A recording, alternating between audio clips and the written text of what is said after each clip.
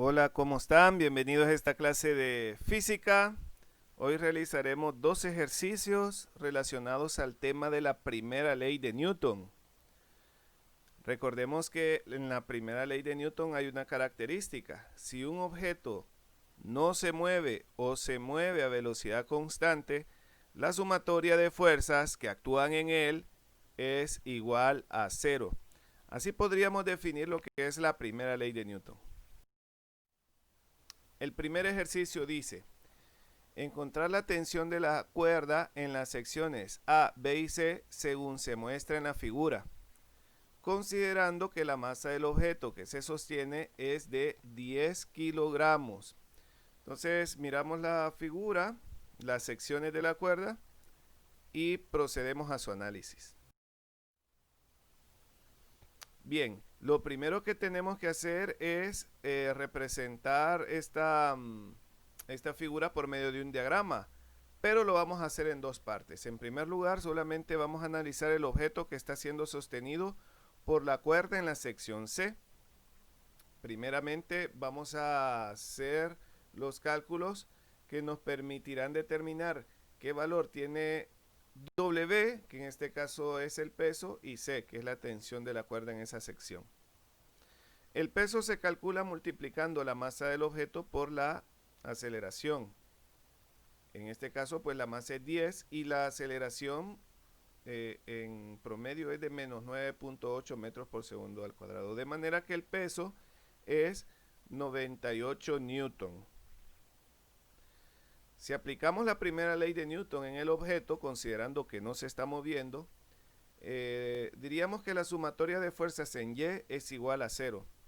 Identificamos que las únicas fuerzas que actúan en él son fuerzas verticales, la fuerza C y la fuerza del peso. Escribimos que C, que es la tensión, más el peso es igual a cero. El peso lo conocemos, tiene un valor de menos 98. Lo simplificamos y despejamos para la tensión C. De manera que el valor del vector C es de 98 newton.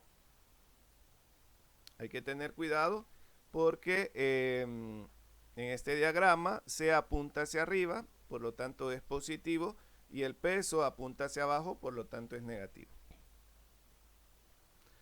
Ahora vamos a cambiar nuestro punto de referencia. El punto de referencia va a ser ese punto negro que aparece en el centro de la figura, donde se unen la sección A, B y C, de manera que el diagrama quedaría representado de esta forma.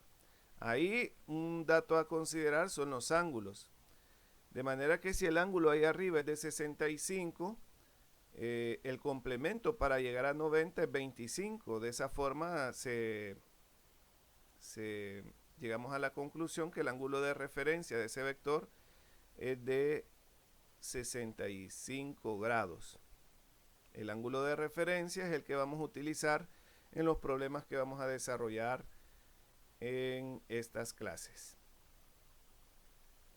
Bien, otro vector que tenemos que representar es el vector C, que ahora lo vamos a representar apuntando hacia abajo.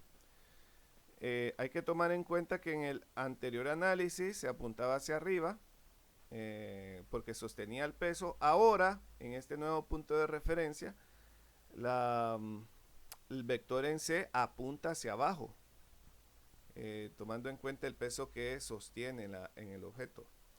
Y el otro vector a tomar en cuenta es el vector A. El diagrama de caída libre se representaría entonces de esta forma.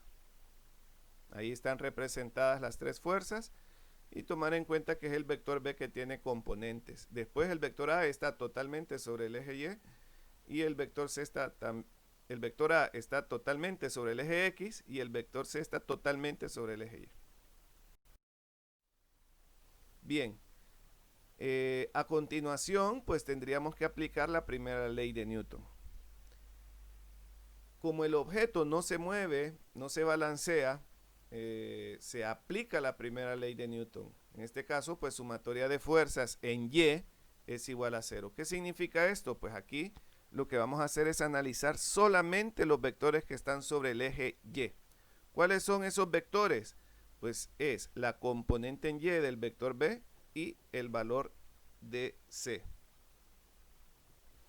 Pues la sumatoria de esas dos fuerzas, la sumatoria de esos dos vectores es igual a 0. De estos valores conocemos el valor de C, que es 98. Atención, anteriormente lo habíamos calculado como positivo. Aquí lo escribimos negativo debido a que la dirección del vector C es hacia abajo. Como el vector BY o componente en Y del vector B apunta hacia arriba, lo tomamos como positivo y C lo ponemos negativo porque apunta hacia abajo. Simplificamos, tenemos que la componente en Y del vector B menos 98 es igual a 0. ¿Y qué es la componente en Y del vector B? Pues lo podemos representar de esta forma. B seno de 65. Como es un ángulo de referencia, el 65, vamos entonces a utilizar, en lugar de BY o componente en Y del vector B, vamos a utilizar B seno de 65. Seno de 65 es 0.906. En este caso, pues lo multiplicamos por B y le restamos 98. Es una ecuación con una incógnita. Despejamos para B. 98 está negativo, pasa al otro lado positivo. 0.906 se está multiplicando, pasa al otro lado a dividir. De manera que el vector B tiene una magnitud de 108.2 newton. En este momento ya conocemos el valor del vector C y el valor del vector B. Solo nos queda el valor del vector.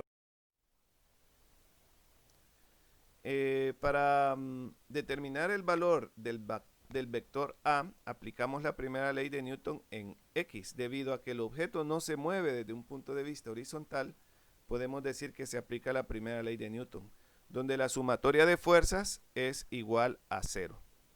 ¿Cuáles son esas fuerzas que están sobre el eje X? Pues es la componente en X del vector B y el vector A. La componente en X del vector B apunta hacia la derecha, por lo tanto es positivo, y el vector A, como apunta a la izquierda del eje X, lo consideramos negativo. Lo simplificamos de esta forma, componente en X del vector B menos A igual a 0. Pero ¿qué es la componente en X del vector B? Es coseno de 65 por el vector B. Por lo tanto lo representamos de esta forma. Nosotros calculamos cuál es el valor de coseno de 65, que es 0.423, y lo multiplicamos por el vector B, que es 108.2. Le restamos A y aquí tenemos una ecuación de una variable. Realizamos el cálculo. Es 45.73 menos A y despejamos para A, de manera que A tiene una magnitud de 45.73. De esta manera hemos encontrado la magnitud de las tres secciones de la cuerda. A 45.73 newton, B 108.2 newton y C 98 newton. Analicemos el siguiente ejercicio. ¿Con qué fuerza hay que empujar horizontalmente un cuerpo cuya masa es de 20 kilogramos? Para que la cuerda que lo sostiene, el techo, quede formando un ángulo de 30 grados con la vertical. Y ahí miramos una representación gráfica del problema. Lo que queremos encontrar entonces es la fuerza que la persona está aplicando al objeto. Bien, entonces hacemos el diagrama. Recuerden que es a partir del diagrama que se hace el análisis del problema en cuanto a la aplicación de las leyes de Newton. Representamos en primer lugar el vector de la tensión de la cuerda. Y aquí hay algo interesante.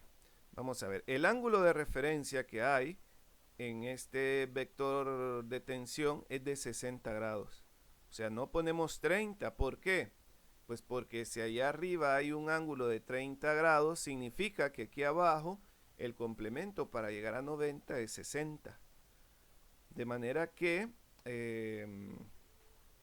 el ángulo que tenemos que escribir es de 60 grados. Recuerden que la suma de ángulos internos que hay en un triángulo tiene que dar 180 grados. Y como aquí se forma un ángulo de 90 grados, y 60 más 30 es 90, 90 más 90 es 180. De manera que el ángulo de referencia que se forma con la tensión de la cuerda es de 60 grados. Ahí representamos también las componentes en X y Y de la tensión. Representamos a continuación la fuerza que aplica la persona y la última fuerza que vamos a aplicar es la del peso del objeto.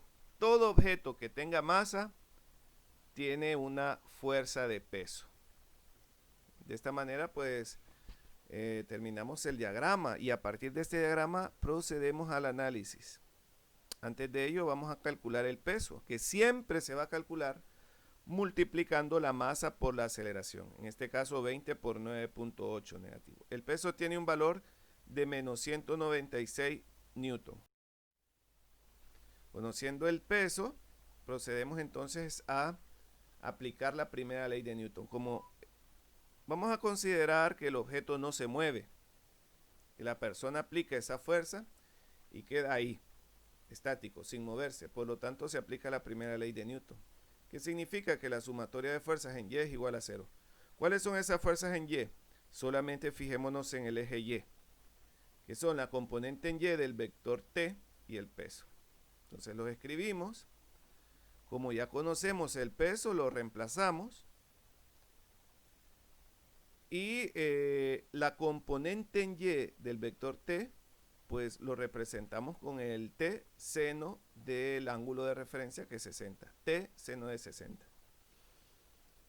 Como seno de 60, pues lo podemos calcular es 0.866. T menos 196. Nos queda una ecuación lineal, por lo tanto podemos despejar. 196 se está restando, pasa al otro lado positivo, y 0.866 está multiplicando al vector T, pasa al otro lado a dividir, obteniendo una tensión de 226.3 newton. Aquí algo a considerar es que este resultado no lo solicita el problema nos está solicitando la fuerza que está aplicando la persona.